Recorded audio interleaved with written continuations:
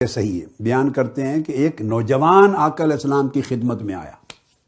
آپ اندازہ کر لیں اس حدیث سے کہ کیا طرز عمل آقا علیہ السلام نے ہمیں دیا ہے اور کس کس قسم کے لوگوں کے احساسات اور جذبات کا خیال رکھ کر دین کی تربیت کا طریقہ سکھایا ہے۔ فرمایا کہ نوجوان آپ کی خدمت میں آیا اور اس نے آ کے کہا کہ اذن لی بالزنا، مجھے بدکاری کی اجازت دیں۔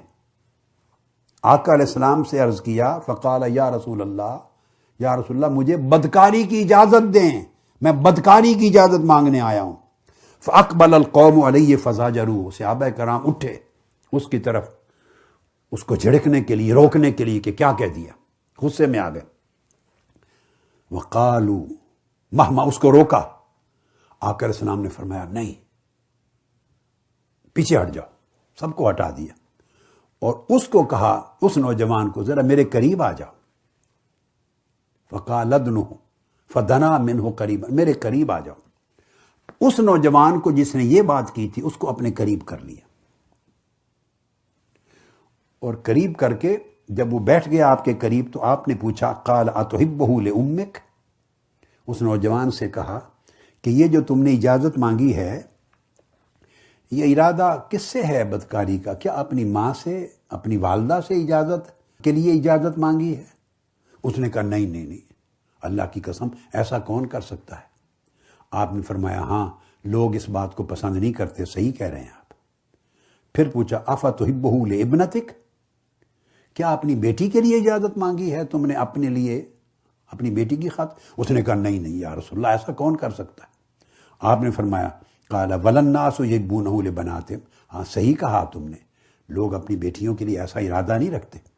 پھر آپ نے پوچھا افتحبہ لاختک، اپنی بہن کے لیے اجازت مانگی ہے؟ اس نے کہا نہیں یا رسول اللہ، کون ایسا کر سکتا ہے؟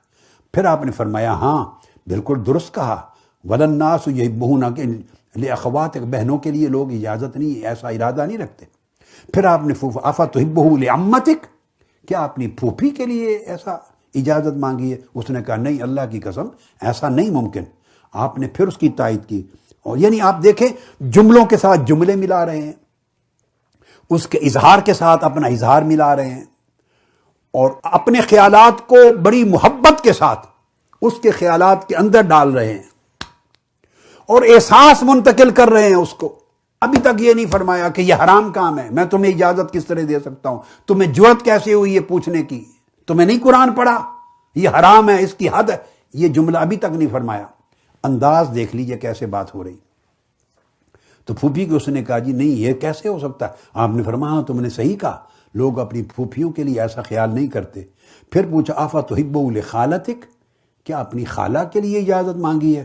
اس نے کہا نہیں، میں آپ پر قربان جاؤں، خالہ کے لیے ایسا نہیں ہو سکتا۔ آپ نے فرمایا ہاں صحیح کہا، وللناس یحبون لخالاتہم، لوگ اپنی خالہوں کے لیے ایسا نہیں سوچتے۔ جب ساری باتیں کر لی، فوضع یدہ علیہ، پھر آپ نے اپنا دست مبارک اٹھایا، دست شفقت اس کے سر پہ رکھا، پیار کے ساتھ اس کے سر پہ پیار کے ساتھ رکھا، اور رکھ کر اس کے سر پہ دعا کی، اللہم اغفر ذنبہ وطہر قلبہ وحسن فرجہ، اے اللہ اس کے سارے گناہ معاف فرما دے، اے اللہ اس کے دل کو پاک کر دے، اے اللہ اس کو برائی سے بھی پاکیزگی عطا کر دے، طہارت دے دے۔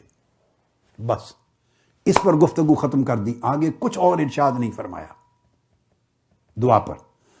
صحابہ کرام کہتے ہیں کہ ہم نے پوری زندگی اس نوجوان کو دیکھا، اس نے نگاہ کہیں غلط طرف نہیں اٹھائی، ساری زندگی غلط سمت اس کی نگاہ نہیں اٹھی۔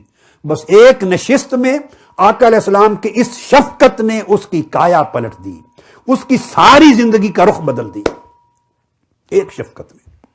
یہ ہے تبلیغ دین، یہ ہیں وہ رویے جو دین کی افادیت دینوں میں منتقل کرتے ہیں، دین کی افادیت، اور آقا علیہ السلام کی سیرت کا عکس پیدا کرتے ہیں ہماری زندگی میں، اور دین کی محبت اور عزت و احترام پیدا کرتے ہیں، اور اگلی نسلوں کو دین کی طرف راغب کرتے ہیں۔